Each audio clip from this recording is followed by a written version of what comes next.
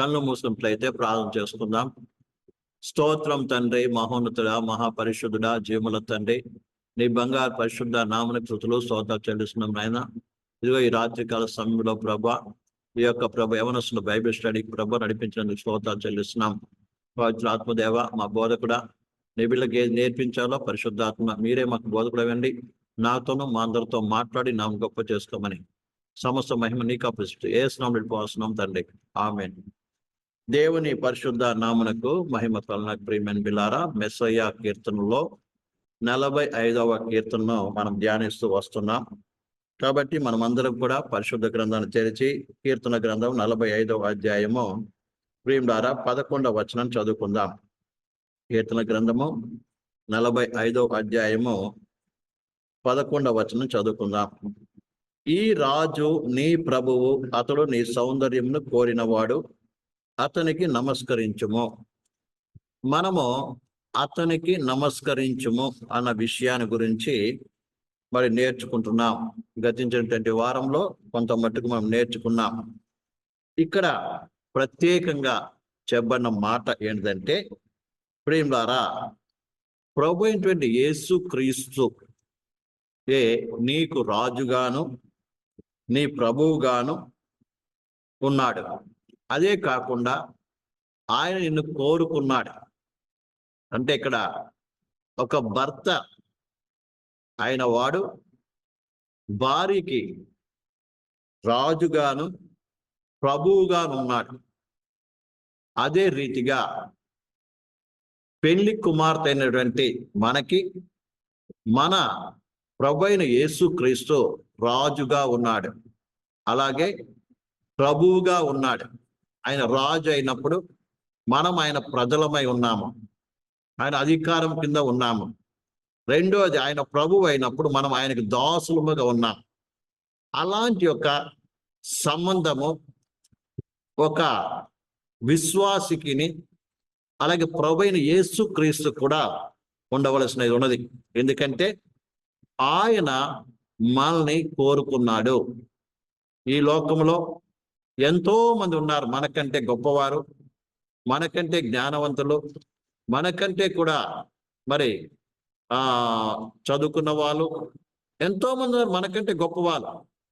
వాళ్ళందరినీ కాకుండా మిక్కిలి అల్పులైన మనల్ని ప్రేమించి ఆయన మనల్ని కోరుకున్నాడు.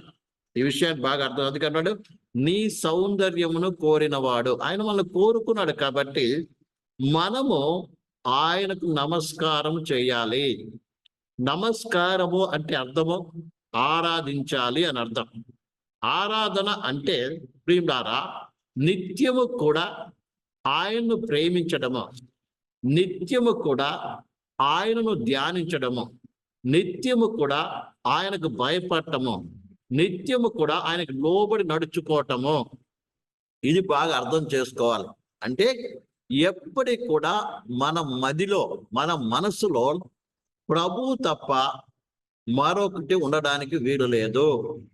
అర్థమైందండి?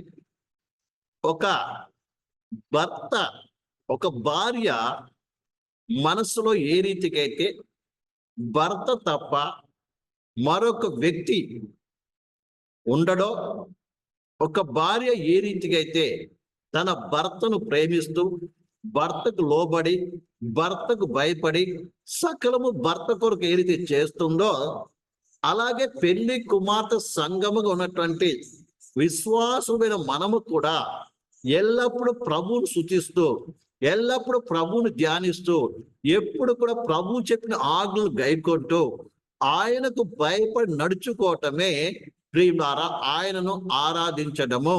ఈ విషయాన్ని మనం బాగా అర్థం చేసుకోవాలి.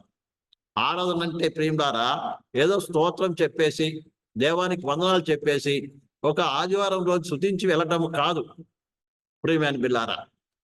ఇక్కడ ఈ కీర్తన గ్రంథం మనం దీని గురించి చాలా ధ్యానించాం ప్రియమైన బిల్లారా. ఇక్కడ ప్రభు అయిన యేసుక్రీస్తు పెళ్లి కుమారుడుగాను, అలాగే సంఘము పెళ్లి కుమార్తెగాను ఇక్కడ మనము చూస్తున్నాం. అనగా మరి పరలోకములో మరి 7 సంవత్సరాలు జరగబోయేటువంటి ఆ విందు గురించి, ఆ వివాహం గురించి, అంటే సంఘానికి ప్రభువైన యేసుక్రీస్తు జరగబోయేటువంటి మరి ఆ యొక్క వివాహం గురించి ఇక్కడ వ్రాయబడినటువంటి కీర్తన. మన అనేకసార్లు ఈ కీర్తన వివాహ సమయాల్లో కూడా మనం ఏం చేస్తామంటే చదువుతూ ఉంటాం ప్రియులారా. ఇది వివాహ సంబంధమైనటువంటి ఒక కీర్తనగా చూస్తున్నాం. అనగా సంఘానికి ప్రభువైన యేసుక్రీస్తుకును మధ్యాకాశంలో జరగబోయేట ఆ యొక్క ప్రియులారా ఆ యొక్క మరి వివాహాన్ని చూపిస్తూ ఉంది. కాబట్టి వివాహమైనటువంటి లేదా పెళ్లి కుమార్తె అయినటువంటి మనము ప్రియులారా ఆయనకు మాత్రమే నమస్కరించవలసిన బాధ్యత మనందరికీ ఉంది ప్రియమైన బిడ్డలారా. ఈ విషయాన్ని మర్చిపోకూడదు.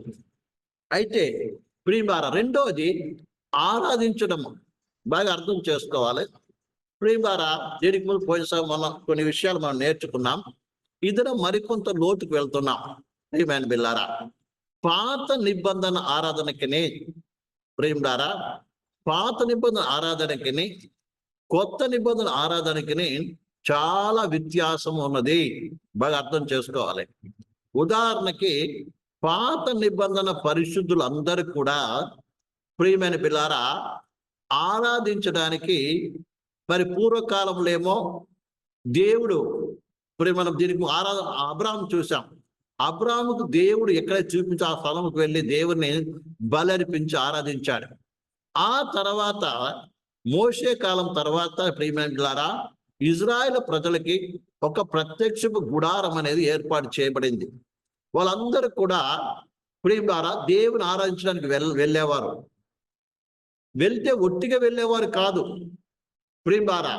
ప్రతి ఒక్కరు కూడా తమకు బలులు తీసుకొని వెళ్ళేటువంటి వారు, వారికి దేవునికి ఒక అర్పణ తీసుకొని వెళ్ళేటువంటి వారు. వెళ్ళి వారి అది కూడా ఎక్కడ ఉండేవారు? ప్రత్యక్ష గుడారములో వెలుపట, అనగా ఆ ద్వారము వెలుపట ఉండి ఆరాధించేటువంటి వారు. ఈ విషయాన్ని బాగా అర్థం చేసుకోవాలి. వాళ్ళు బళ్ళు తీసుకెళ్ళినప్పటికీ కూడా వాళ్ళు ఎక్కడ ఉండాలి? వెలుపటే ఉండాలి. వాళ్ళు వెలుపట ఉండి దేవుని ఆరాధించాలి. ఈ విషయాన్ని బాగా అర్థం చేసుకోవాలని. అది ప్రియులారా మరి ఇజ్రాయిల్ యొక్క ప్రజలు చేసిన ఆరాధన ఎక్కడి చేసేవాళ్ళు? వెలుపల ఉండి ఆరాధన చేసేవారు. తర్వాత సొలొమోను మందిరంకి వచ్చిన తర్వాత అనేకమైన అద్దులు ఉండేటువంటిది. సార్ నేను కీసలో కూడా బోధించాను ప్రియులారా. అనేక అద్దులు ఉండేటువంటిది ప్రియులారా. మరి అది మొట్టమొదట మరి పరిశుద్ధ స్థలం ఏమో యాజకులు పరిచయం చేసే స్థలము, ఆ తర్వాత లేవీలు పరిచయం చేసే స్థలము, ఆ తర్వాత ఇజ్రాయిల్ ప్రజలు పురుషులు మాత్రమే నిలబడేటువంటి స్థలము, ఆ తర్వాత ఇజ్రాయిల్ స్త్రీలు నిలబడేటువంటి స్థలము, ఆ తర్వాత ప్రియమైన బిడ్డలారా అన్యజనులు ఉండేటువంటి స్థలము. ఈ రీతిగా ఆయా స్థలాలు వారికి నియమించబడింది. ఏ ఒక్కరు కూడా ప్రియమారా పరిశుద్ధ స్థలంలోకి వెళ్ళి దేవుని స్తుతించి ఆరాధించేట మరి ఆ యొక్క భాగ్యము పాత నిబంధన పరిశుద్ధులకు లేదండి. అర్థమైందండి? వాళ్ళు చేసినప్పుడు బలులు అర్పించి చేసేటువంటి వారు, లేదా కృతజ్ఞత అర్పణ తీసుకుని వెళ్ళేటువంటి వారు. అందుకే దేవుని వాక్యం మనం చూస్తాము, దేవుని సన్నిధిలో ఒట్టి చేతులతో కనబడకూడదని దేవుని వాక్యం మనం చూస్తాం. ప్రియమైన బిడ్డలారా, ఒట్టి చేతులతో కనబడకూడదని మన దేవుని వాక్యం మనం చూస్తాం ప్రియమైన బిడ్డలారా. అయితే కొత్త నిబంధనకు వచ్చేటప్పటికి ప్రియమైన బిడ్డలారా ఆరాధన పూర్తిగా ప్రియలారా మార్చబడినట్టుగా చూస్తుంటున్నా. ఏ రీతిగా మార్చబడిందంటే, ఆనాడు దేవుని ప్రజలు ప్రత్యక్ష గుడారం దగ్గరికి వెళ్ళో, లేకపోతే దేవుని ఆలయానికి వెళ్ళో, యేసుప్రభు కాలంలో కూడా ప్రియలారా మందిరం ఉండేటువంటిది. అక్కడికి వెళ్ళి వాళ్ళు ఏం చేసేవాళ్ళంటే ఆరాధన చేసేటువంటి వారు. అర్థమవుతుందండి? అయితే కొత్త నిబంధన టైం వచ్చేటప్పటికి ప్రియలారా దేవుడు ఖచ్చితంగా ఒక మాట చెప్తున్నాడు. చూడండి ప్రియమైన బిడ్డలారా, యోహాను సువార్త 4వ అధ్యాయము ప్రియమైన బిడ్డలారా 20వ వచనం చదువుదాం. మా పితరులు ఈ పర్వతమందు ఆరాధించిరి, కానీ ఆరాధించవలసిన స్థలము యెరూషలేములో ఉన్నదని మీరు చెప్పుదురు అని ఆయనతో అనగా, యేసు ఆమెతో ఇట్లా నేను అమ్మా, ఒక కాలం వచ్చుచున్నది, ఆ కాలము ఈ పర్వతము మీ దగ్గరైనను యెరూషలేములోనైనను మీరు తండ్రిని ఆరాధింపరు. నా మాట నమ్మము. మీరు మీకు తెలిసిన దాన్ని ఆరాధించువారు, క్షమించాలి, మీరు మీకు తెలియని దానిని ఆరాధించువారు, మేము మాకు తెలిసిన దాన్ని ఆరాధించువారము. రక్షణ యూదులో నుండే కలుగుచున్నది. అయితే యథార్థముగా ఆరాధించువారు ఆత్మతోనూ సత్యముతోనూ తండ్రిని ఆరాధించు కాలం వచ్చుచున్నది, అది ఇప్పుడే వచ్చి ఉన్నదని తన్ను ఆరాధించువారు అట్టివారే కావాలని తండ్రి కోరుకొనుచున్నాడు. దేవుడు ఆత్మ గనుక ఆయన ఆరాధించువారు ఆత్మతోనూ సత్యముతోనూ ఆరాధించవలెను. ఇక్కడ మనము చూసినప్పుడు సమరయ స్త్రీతో యేసు ప్రభు స్వయముగా చెప్తున్న మాట మనకి సంభాషణంతో తెలుసు. సమరయ స్త్రీ యేసుకు అంటుంది, అయ్యా, మా పితరులు ఈ పర్వతం మీద ఆరాధించారు, కానీ ఆరాధించవలసిన స్థలము యెరూషలేములో ఉంది. ఈ సమరయులు మీకు అందరికి చరిత్ర తెలుసో నాకు తెలియదు. సమరయులు ఎవరంటే, ప్రియమైన బిల్లారా, మరి ఇజ్రాయేలు మనందరికి తెలుసు, సొలొమోను తర్వాత ప్రియమైన బిల్లారా, ఇజ్రాయేలు దేశము రెండుగా విడిపోయింది. 10 గోత్రాలు ఒకవైపు, 2 గోత్రాలు ఒకవైపు అయిపోయింది. ఉత్తర రాజ్యం, దక్షిణ రాజ్యం. ఉత్తర రాజ్యానికి ఇజ్రాయెల్ దేశం అని పేరు, కింద దక్షిణ రాజ్యానికి ప్రియులారా మరి ఎవరో యూదయ అని పేరు. ఉత్తర రాజ్యానికి ప్రియులారా మొట్టమొదటి రాజు మనం చూసినది యెరోబాము రాజుగా పరిపాలన చేయడం ప్రారంభించారు. కింద యూదయ ఏమో దావీ సంతానంలో ఉన్నటువంటి వారు మరి ఏం చేసేవాళ్ళు, ప్రియమైన బిల్లారా, వారు పరిపాలన చేస్తుండేటువంటి వారు. అయితే కాలం గడిచిన కొలిది ఉత్తర రాజ్యం ఏంటంటే ఇజ్రాయెల్ దేశము అసూరు రాజు వచ్చి వారిని ఓడించి మరి అక్కడ ప్రజలందరూ చెరపట్టుకుని వెళ్ళిపోయారు. చెరపట్టుకుని వెళ్ళిపోయిన తర్వాత మరి అన్ని నుంచి వారిని కొంతమందిని తీసుకొచ్చి ఇజ్రాయెల్ దేశంలో పెట్టాడండి. విషయాన్ని బాగా అర్థం చేసుకోవాలి. ఇజ్రాయెల్ దేశంలో పెట్టాడు. ఎందుకంటే వాళ్ళ పద్ధతి ప్రకారం ఏంటంటే ప్రియులారా, మరి ఏ రాజ్యం అయితే జయిస్తారో ఆ రాజ్య ప్రజలు ఏం చేయాలి, వాళ్ళ దగ్గర తీసుకుని వెళ్ళిపోవాలి. మరి అక్కడ ప్రజలు తీసుకొచ్చి ఇక్కడ పెట్టడం వాళ్ళ అలవాటు. ఈ రీతిగా అన్యజనుని వారు వచ్చి ఆ ఇజ్రాయెల్ దేశం నివసించడం ప్రారంభించారు. అయితే అక్కడ నివసిస్తున్నప్పుడు ప్రియులారా, మరి క్రూర జంతువులు వచ్చి వారి మీద అటాక్ చేసి చంపడం ప్రారంభించినప్పుడు వారు రాజుకు మొర పెడతారు. అప్పుడు రాజు ఒక పని చెప్తారు, కొంతమంది యాజకులను లేదా లేవీయులను పంపించి ఈ దేశం యొక్క ఆచార పద్ధతులు, దేవుని పద్ధతి నేర్పించండి అని చెప్పినప్పుడు ప్రియమైన బిల్లారా, చెప్పినప్పుడు వాళ్ళు యూదా మతాన్ని స్వీకరించి మరి ఆ రీతిగా వారు ఏమి అయ్యేవారు, దేవుని ఏక దేవుణ్ణి యెహోవా దేవుని ఏం చేసేవాళ్ళు ఆరాధన ప్రారంభించారు. మీరు ద్వితీయ దినవృత్తాంతాల్లో 2వ రాజుల గ్రంథం చూస్తే ఈ యొక్క ప్రైవేట్ ఈ సమరీయులు ఎలా వచ్చారో మనం చూస్తాం. ఈ రకంగా వీళ్ళు అన్యతము యూదా మతం రెండు కలుపుకొని ఏం చేసేవారు, ప్రియులారా, దేవుని మేము నిజ దేవుని ఆరాధిస్తున్నామని ఆరాధించేటువంటి వారు. అర్థమైందండి? అయితే వీళ్ళను ఏ మాత్రము కూడా ప్రియమైన బిల్లారా, ఏ మాత్రం కూడా ఏం చేయలేదు, ప్రియమైన బిల్లారా, యూదులు అంగీకరించలేదు. యూదులు చెరపట్టుకొని పోబోయినప్పటికీ కూడా తిరిగి వచ్చి ఎజ్రా, నెహెమియా నాయకత్వం వచ్చి ప్రియులారా యెరూషలేము మందిరం కట్టినప్పుడు వాళ్ళు అక్కడ ఉన్నారు. అయితే వీళ్ళు సంకరజాతి ప్రజలని ఏ మాత్రం కూడా వీరిని కట్టడానికి అనుమతి ఇవ్వలేదండి. అయితే వీళ్ళు యెరూషలేముకు రావడానికి అనుమతి ఇవ్వట్లేదని చెప్పి వారే గెరిజీం కొండ మీద ఒక మందిరాన్ని కట్టుకొని అక్కడ ఆరాధించడం ప్రారంభించారు. అప్పుడు ఇంకా యూదులకు వారి మీద ఎక్కువ కోపం వచ్చేసింది. ఆ రీతిగా సమరీయులకి యూదులకి ఏమైంది, పూర్తిగా శత్రుత్వం పెరిగిందండి. ఈ రీతిగా సమరీయులు యూదా మతాన్ని అవలంబించినప్పటికీ కూడా వాళ్ళు అన్ని ఆచారాలు అన్ని పద్ధతుల్లో అవలంబిస్తూ ఉండడాన్ని బట్టి అలాగే వీళ్ళు అబ్రాహాము సంతానం కాదని వారు ఏం చేశారంటే పూర్తిగా యూదులు వారిని చేర్చుకోలేదు. ఈ రీతిగా వారు యెరూషలేము మందిరానికి అనుమతి లేదు కాబట్టి అని చెప్పి వారు సపరేట్ గా ఒక గెరిజీము కొండ మీద వాళ్ళు ఒక మందిరం కట్టుకొని వాళ్ళు ఏం చేశారు, దేవుని ఆరాధించడం ప్రారంభించారు. అదే విషయం చెప్తున్నాడు ఇక్కడ. సమరీస్ అదే విషయం చెప్తుంది. అయ్యా ఏం చెప్తుందంటే, అయ్యా మా పితరులు ఈ పర్వతం మందు ఆరాధించిరి కానీ ఆరాధించవలసిన స్థలం యెరూషలేములో ఉన్నదని మీరు చెప్పుదురు ఆయనతో అనగా, యేసు ఆమెతో ఇట్లనెను, అమ్మా ఒక కాలం వచ్చుచున్నది, ఆ కాలమందు పర్వతం మీద గాని యెరూషలేము మీద గాని తండ్రిని ఆరాధింపరు. ఇక్కడ యేసు ప్రభు చెప్తున్నాడు స్వయంగా, అమ్మా ఒక టైం వస్తుంది, మీరు ఏ పర్వతం మీద ఆరాధిస్తున్నారు అక్కడ కానీ, మరి యెరూషలేము అంటున్నావు కదా అక్కడ కూడా ఆరాధించరు. మిగతా ప్రమాణాల మీద అక్కడ ఆరాధించరు అని, తండ్రిని ఆరాధించరు. నా మాట నమ్ము. మీరు తెలియని దాన్ని ఆరాధించేవారు, మేము మాకు తెలిసిన దాన్ని ఆరాధించేవారము. రక్షణ యూదుల నుంచి కలుగుతున్నది. అయితే యథార్థముగా ఆరాధించువారు. దేవుని ఆరాధించవలసింది ఎలా తెలుసా?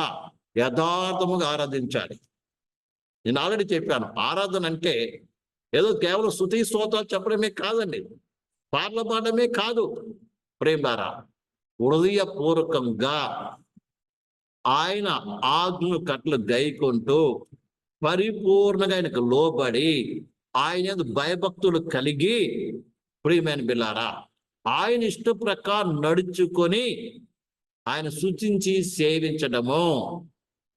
ప్రేమ ఈ విషయాన్ని బాగా అర్థం చేసుకోవాలి. అందుకే కీర్తన గ్రంథం 2:22 ఒక చక్కటి మాట రాయబడింది.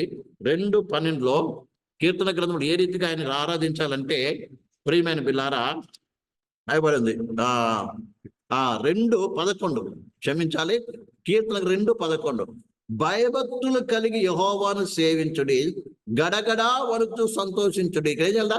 భయభక్తులు కలిగి యెహోవాను సేవించండి. ఆయన ఎలా సేవించాలి?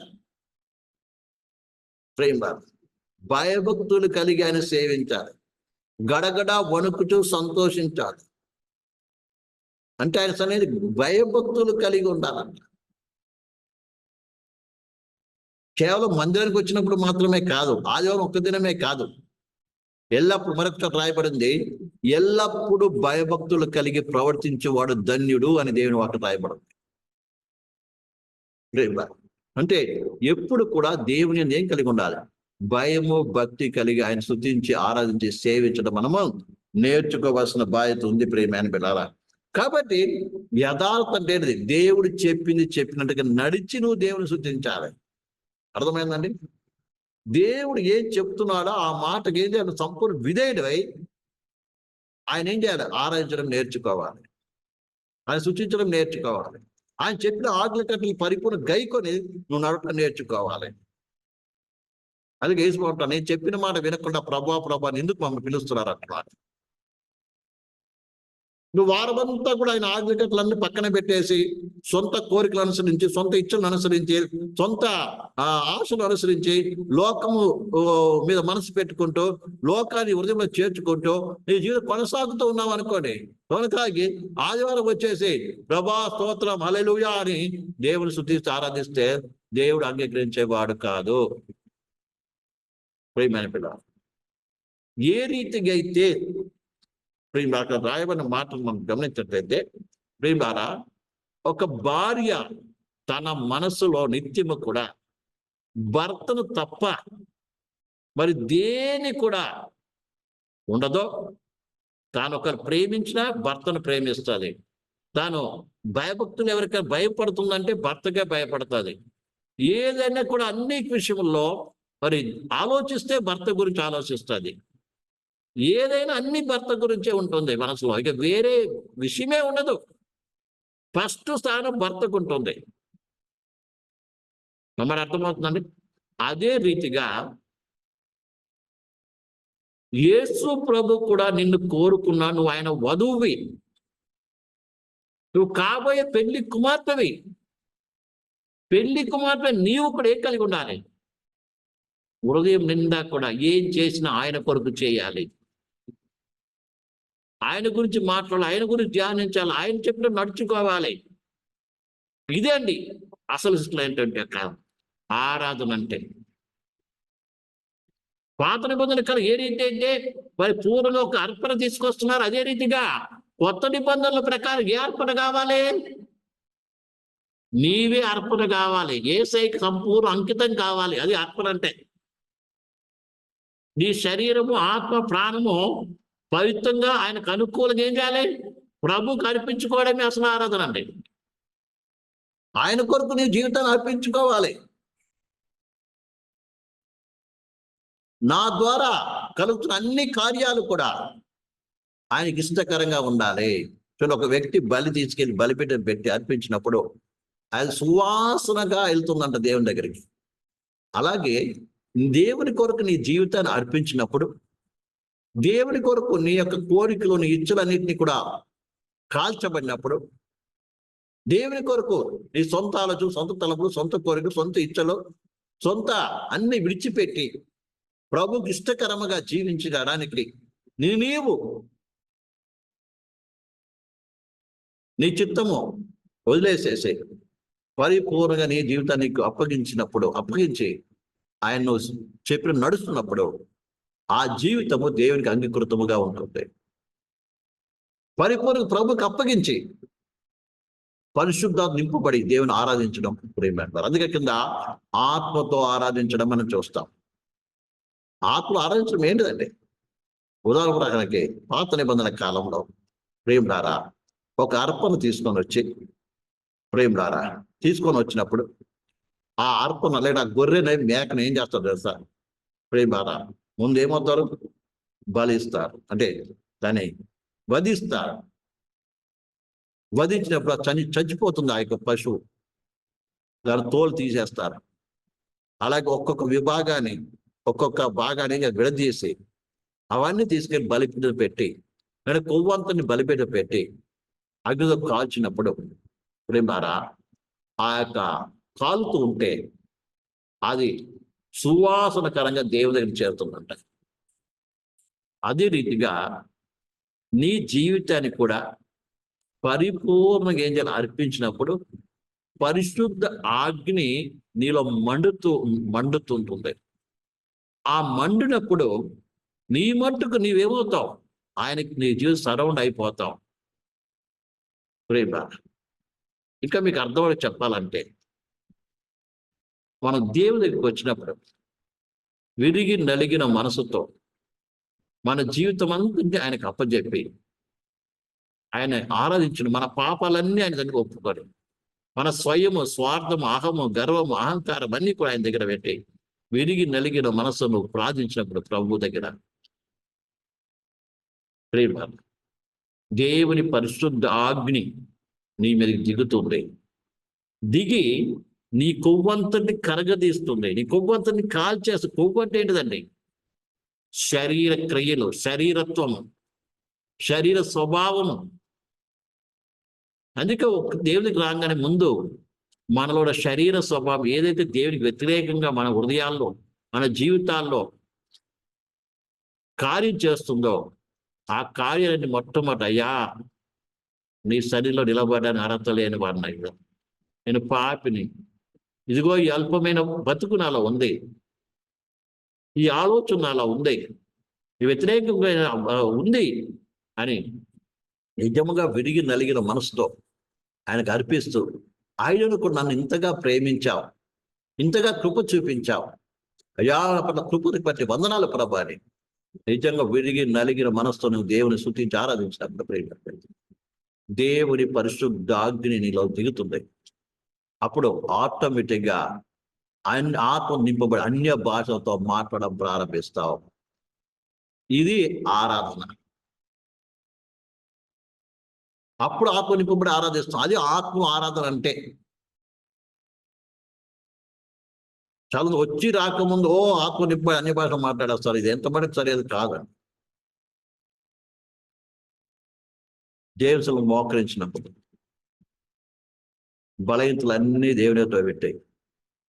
అయ్యా, ఈ పాపాలు నాలో ఉన్నాయి, ఈ బలహీనత నాలో ఉంది, నాకు క్షమించయ్యా, నాకు విడుదల ఇవ్వయ్యా, నీ అగ్నిని కాల్చు ప్రభా, నీ చిత్తం నేను చెయ్యాలి ప్రభా, నీ ఉద్దేశం ప్రకారం జీవించాలి ప్రభా అని ప్రేమ ఆయన సభ తగ్గించుకొని ప్రార్థించినప్పుడు పవిత్రాత్మ అగ్ని నీలో దిగుతుంది. ఆటోమేటిక్గా నువ్వు ఆత్మ నింపబడి ఆరాధించడం ప్రారంభిస్తావు. అన్ని వాళ్ళు నింపబడి ఆరాధించడం ప్రారంభిస్తావు. ఇది అస్వస్థమైన ఆత్మలో ఆరాధించడం అంటే. అలాగే ప్రభు నీ పట్ల కృపను జ్ఞాపకం చేసుకొని, అయ్యో నేను ఎంత అయోగ్యులను, అపాత్రులు నా పట్ల ఇంతగా నువ్వు ప్రేమ చూపించావు, ఇంతగా నా పట్ల కృప చూపించావు అని విరిగి నలిగిన మనసుతో ప్రేమారా ఆయన స్తుతిస్తూ ఉన్నప్పుడు దేవుని అభిషేకం ఆత్మతో నింపబడి ఆటోమేటిక్గా అన్ని భాగంతో ఆరాధించడం ప్రారంభిస్తాం. కన్నీరు నీలో నుంచి వస్తుంది ఆటోమేటిక్గా. ఇది అసలు ఆత్మ సంబంధమైన ఆరాధన. అంతేకాని చేసేదల్లా చేసేసి వచ్చి చేతిలోకి వచ్చిన ఎంతో భక్తి పరుడుకు ఏదో చప్పట్లు కొట్టుకొని గంతులు వేస్తే ప్రేమారా అది యథార్థమైన ఆరాధన కాదు. యథార్థం ఉన్నది దేవుని దగ్గర ఏం చేయాలి? పెట్టుకోవాలి ఆయన దగ్గర. ప్రేమ మన జీవితం ఆయన ముందు పెట్టుకోవాలి. దాపరికం ఉండకూడదు. దేవుని ఎదుట దాపరికం అనేది ఉండకూడదు. కప్పిపుచ్చుకునే ప్రయత్నం చేయకూడదు. ఎందుకంటే దేవుని హృదయాన్ని ఎరిగినవాడు, నీ నడక పడక లేచుట కూడుట అన్ని చూస్తున్నవాడు. ప్రేమారా ఈ విషయాన్ని మనం బాగా అర్థం చేయాలి. అందుకంటున్నాడు అయితే యథార్థముగా ఆరాధించువారు ఏంటంట? ఆత్మతోనూ సత్యముతోనూ తండ్రిని ఆరాధించు కాలం వచ్చుతున్నది. అది ఇప్పుడే వచ్చి ఉన్నదంట. ప్రేమారా ఇప్పుడు మనము ఆ కాలంలో ఉన్నాం. యథార్థముగా తండ్రిని ఆరాధించేటువంటి యొక్క జీవితము ఆయనకు కావాలి. యథార్థం ఉన్నదంతా చెప్పుకొని ఆయన దగ్గర దాచిపెట్టుకోకుండా ఆరాధించే సమయం. ఇక్కడ సమరయ స్త్రీతో దేవుడు చెప్తున్నాడు. సమరయ స్త్రీ చేసిన తప్పులన్నీ చెప్పేశాడు. ఆమె ఏం చేసింది? దాచుకోలేదు, కప్పిపుచ్చుకోవడానికి ప్రయత్నం చేయలేదండి. అర్థమైందండి? ఆమె కప్పిపుచ్చుకోవడానికో లేదా మసాలా వేసి కలిపి చేయడానికి ఆమె ఏమాత్రమో లేదండి. ప్రభు ఎప్పుడైతే చెప్పాడో, అవును ప్రభువా, నిజంగా నావన్నీ నువ్వు చెప్పేసావు, నిజంగా నువ్వు ప్రవక్తవి అని దేవుని ఒప్పుకుందండి. అదే రీతిగా దేవునికి వచ్చినప్పుడు, దేవునితో మాట్లాడుతున్నప్పుడు, అవును ప్రభా, ఈ పాపం నాలో ఉంది, నాతోనే మాట్లాడావు, నీకు వందనాలు చెప్పి పశ్చాత్తాపమై నువ్వు దేవుడు విరిగి నలిగిన మనసుతో కన్నీరు కారుస్తున్నప్పుడు ఆటోమేటిక్గా విరిగి నలిగిన బలిని దేవుడు చూచి తన పరిశుద్ధ ఆజ్ఞని నింపుతాడు, అభిషేకం నింపుతాడు. ఆ పాపాలు అగ్ని కాల్చబడుతుంది. ఆత్మ నింపబడి అన్ని పాపం మాట్లాడతాం. ఈ విషయాన్ని బాగా అర్థం చేసుకో. ఇది అసలైన ఆరాధన. కొన్నిసార్లు కొంతమంది వస్తాం, వాక్యం వస్తున్నప్పుడు నా గురించే చెప్పారు, పాస్టర్కి ఎవరు చెప్పారో ఏమో, నాకు కావాలి, నాకే చెప్పారు, నా కొరకే ఈ మీటింగ్ పెట్టారు, నాకే చెప్పారు అని ఏం చేస్తారు? ప్రేమారా కోపం తెచ్చుకుంటారు. పాస్టర్ మీద కోపం తెచ్చుకుంటారు, లేదా ప్రేమ చెప్పే వాళ్ళ మీద కోపం తెచ్చుకుంటారు, వాళ్ళ మీద వీళ్ళ మీద కోపం తెచ్చుకుంటారు. ఇలాంటి స్వభావం కలిగిన వారు ఎంత ప్రార్థించినా, ఎంత స్తుతించినా, ఎంత ఆరాధించినా ఆ ఆరాధన దేవుని దగ్గరికి వెళ్ళదండి. ఇది బాగా అర్థం చేసుకోండి. ఎవరైనా చెప్పినా, సేవకుడు కావాలని చెప్పినా కూడా నీ తప్పు, నువ్వు తప్పు చేసావు నీకు అర్థమవుతుంది కదా. ఇప్పుడు పాయింట్ బాగా అర్థం చేసుకోవాలి. నాకే చెప్తున్నా అంటే నువ్వు ఆ తప్పు చేసావని కదా. మరి తప్పు తప్పే కదా, ఎలా చెప్తే ఏముంది? తప్పు తప్పే కదా. ఆ తప్పును ఒప్పుకుంటే మారు మనసు పొందితే నువ్వు ధన్యుడు ధన్యురాలు కదా. ప్రేమైన విషయాన్ని బాగా అర్థం చేసుకోవాలి. ఏదేమైనా కూడా యథార్థంగా ఆరాధించేవాడిని దేవుడు కావాలని కోరుకుంటున్నాను. దాని అర్థం ఏంటి? ప్రభు చెప్పింది చెప్పినట్టుగా జీవించే జీవితం కలిగి దేవుడి దగ్గరికి వచ్చి కృతజ్ఞతతో, ప్రభా నిజంగా నాకు నీ కృప ఇచ్చావు తండ్రి, నీకు వందనాలు ప్రభానని హృదయంతరంగా స్తుతించి ఆరాధించేవారు. రెండోది, ప్రభు మాట్లాడినప్పుడు అవును ప్రభా నాతో మాట్లాడావు, ఈ పాపం నాలో ఉంది, దయచేసి క్షమించమని ఉన్నట్టుగా దేవుడు ఒప్పుకొని కన్నీరు చేత దేవునికి తమ జీవితాన్ని అర్పించుకునేటువంటి వారు. వాళ్ళు అర్పించుకున్నప్పుడు దేవుని ఆత్మ అభిషేకం వారి మీద దిగుతుంది, ఆత్మ నింపబడి ఆరాధిస్తారు. ఇలాంటి ఒక ఆరాధన దేవుడు కోరుకుంటారండి. ఇది యథార్థమైన ఆరాధన అంటే దాచిపెట్టుకొని కాదు, వేషధారంతో కాదు, ఇంట్లో ఒక జీవితం బయట ఒక జీవితము, దేవుని ముందు ఒక జీవితం కాదని. ప్రియ సహోదరి సహోదర, వారమంతా మన ఇష్ట ప్రకారం జీవించి ఏదో భక్తి పరులు మర్చుకొని ఆదివారం రోజు వచ్చి ఏదో కాసేపు స్తోత్రం హల్లెలూయా 4 పాటలు పాడేస్తే అది ఆరాధన అనిపించుకోదండి. ఎందుకంటే దేవుడు ఏం చేస్తున్నాడు? హృదయాన్ని చూస్తున్నాడు. ప్రియమైన సహోదరి సహోదర, కాబట్టి నిజమైన ఆరాధన చేసేవారు ఉంటారు, యథార్థమైన ఆరాధన చేసేవారు కావాలి. అలాంటి వారిని తండ్రి కోరుకుంటున్నాడు. ఆత్మతోనూ సత్యము. సత్యం అంటే ఏంటండి? వాస్తవం ఉన్నదుగా ఆరాధించాలి, ఎక్స్ట్రాలు వద్దు. జర ఆరాధనలు ఎన్నో ఎక్స్ట్రాలు వచ్చేసాయి. ఆత్మ సంబంధంగా పోయి ఆత్మీయత పోయి ఏమొచ్చింది? భౌతికత వచ్చేసింది. ఇప్పుడు ఏం రారా? ఆనాడు చూడండి, మన పాత నిబంధనల ఆరాధన చూసినప్పుడు చూడండి, మీరు కావాలంటే అప్పుడు ఆరాధన చూడండి, కీర్తన గ్రంథం 135, 136, 137 చూసి చదివితే, ఇవన్నీ మీరు చదివితే వాళ్ళు ఆ రీతిగా ఆరాధించే వాళ్ళు. ఏది? ప్రభా మమ్మల్ని ఐగుప్తు నుంచి విడిపించావు, గొర్రెపిల్లతో విమోచించావు, ఎర్రసం 2 పాయలుగా చేశావు, పర్వసం తీసావు, నీకు స్తోత్రాలు నాయనా అని ఆరాధించేటువంటి వారు. అది పాత నిబంధన ఆరాధన. ఇది మనము ప్రేమైన ప్రభు మనకి రక్షణ బట్టి మనం ఆరాధించాలి. ఇంకో మనం లోతుకి వెళ్తే వారు దేవుని మందిరం వెలుపటి ఉండి ఆరాధించేవాళ్ళు.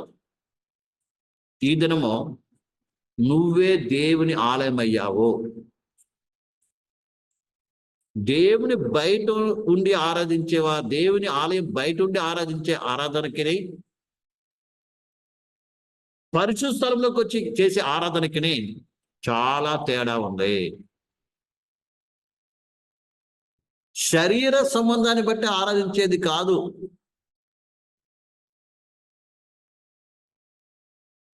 ఇజ్రాయేల్ ప్రజలు ఆరాధన బయట ఉండి ఏం చేశారు? ప్రభా మమ్మల్ని కాపాడావు నాయనా, మాకు ఆరోగ్యం ఇచ్చావు నాయనా, మాకు ఆ దేశాన్ని ఇచ్చావు నాయనా, మాకు ప్రియులారా 9 బావులు ఇచ్చావు నాయనా, 1000 తోటలు ఇచ్చావు నాయనా, మా శత్రువు నుంచి విడిపించావు నాయనా, మాకు జయం ఇచ్చావు నాయనా. అది ఆరాధించేవారు వాళ్ళు.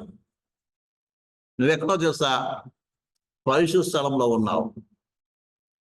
పరిశుద్ధ స్థలంలో అర్థమవుతుందండి.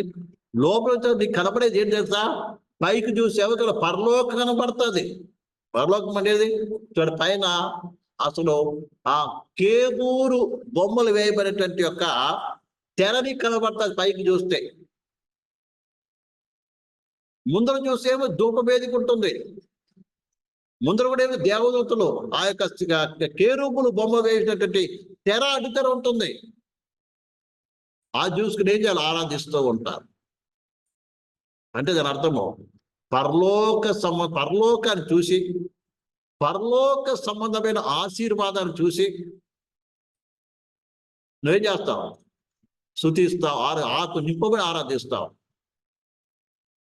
బాగా అర్థం చేసుకున్న విషయం. మీరు ప్రత్యేక గుడారం యొక్క ఇది ఎంతమంది తెలుసో నాకు తెలియదు, కానీ గేటు బయట ఉండి ఆరాధన చేసేవాడు అందరు తెలుసు, లోకం కనబడుతుంది, ఈయన చేసే ప్రార్థన కూడా లోకానికి కనబడుతుంది. అర్థమవుతుందండి? మరి అర్థమవుతుంది మీకు అందరికీ. బయట ఉండి ప్రార్థించేవాడు వీడికి లోకం కనబడుతుంది, లోకసమైన మేలు కనబడతాయి, అలాగే ఈయన చేసేటువంటి ఆరాధన కూడా లోకానికి కనబడుతుంది. అదే మందిరం లోపలికి పరిసరంకి వెళ్ళే వ్యక్తికి లోకం కనబడదు, బయట ప్రపంచం కనబడదు. ఇప్పుడు నేను మందిరంలో ఉన్నాను, బయట ఏమి కనబడుతుంది నాకు తెలియదు. పైకి చూసి తెల్ల కనబడుతుంది, కింద చూసి తెల్ల కనబడుతుంది, ముందు చూసి ఇవన్నీ కనబడుతున్నాయి ప్రియమైన పిల్ల. అదే రీతిగా పరిశుద్ధ స్థలంలో వెళ్ళే వ్యక్తి, ఎందుకంటే సంఘం యొక్క స్థానము ఎక్కడ? పరిశుద్ధ స్థలము. మందిరం లోపల క్రీస్తులో, మందిరం ప్రభువైన యేసుక్రీస్తు చూపిస్తుంది. మనందరం ఎక్కడ ఉన్నాం? బ్యాప్టిజం ద్వారా మందిరం లోపలికి వెళ్ళాం. లోపల మనం ఆరాధిస్తున్నాం. మనకు కనబడేదంతా కూడా ఏంటిది? ముందు కనబడుతుంది ప్రియులారా, కేరూపు కనబడుతుంది, పైకి చూసే కేరూపులు కనబడుతున్నాయి, ఇటువైపు చూస్తే ప్రియులారా వాక్యమైనటువంటి యొక్క సన్నిధి రొట్టెల బల్ల కనబడుతుంది, ఇటువైపు చూస్తే ప్రియమైన బిడ్డలారా దీపస్తంభం, వెలుగుతున్న దీపస్తంభం కనబడుతుంది. ఇవి తప్ప పరిశుద్ధ వ్యక్తికి మరి ఏది కనబడదు. అంటే దాని అర్థం ప్రియులారా, లోపలికి వెళ్ళిన వ్యక్తి పరిశుద్ధాత్మ నింపబడి వాక్యాన్ని అనుసరించి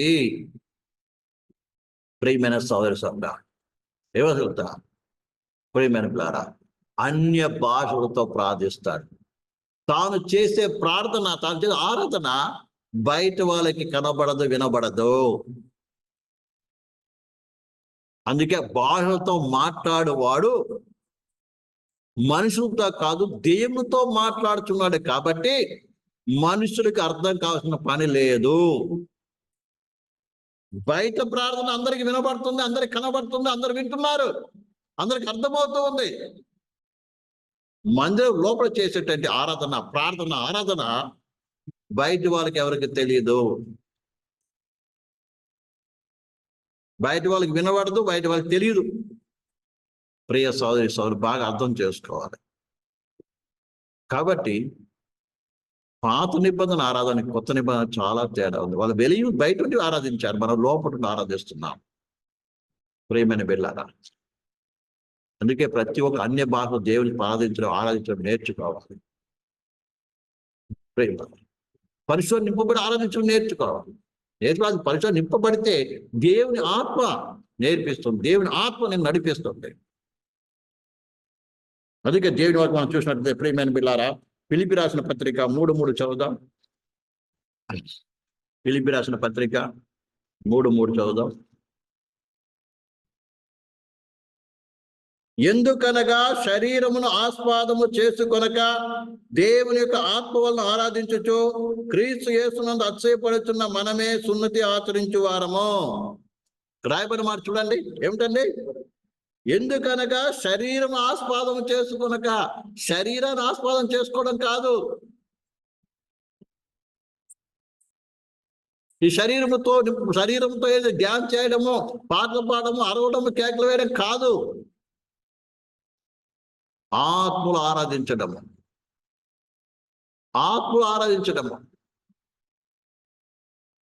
ఆత్మ నింపబడి ఆరాధించడము.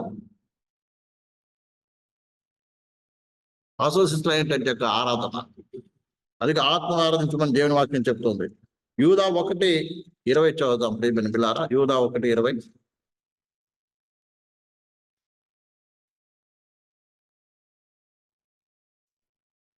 యూదా 1:20.